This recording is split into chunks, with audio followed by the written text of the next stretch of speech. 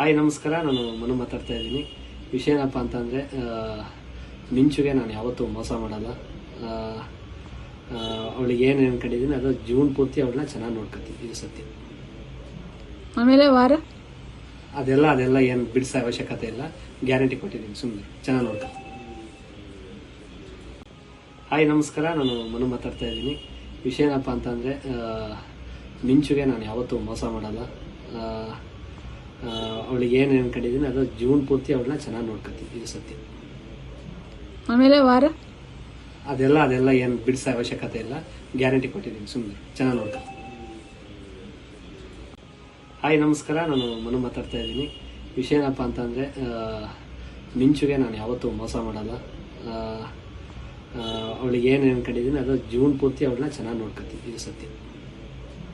ಆಮೇಲೆ ವಾರ ಅದೆಲ್ಲ ಏನು ಬಿಡಿಸೋ ಅವಶ್ಯಕತೆ ಇಲ್ಲ, ಗ್ಯಾರಂಟಿ ಕೊಟ್ಟಿದ್ದೀನಿ, ಸುಮ್ಮನೆ ಚೆನ್ನಾಗಿ ನೋಡ್ಕೊತೀನಿ.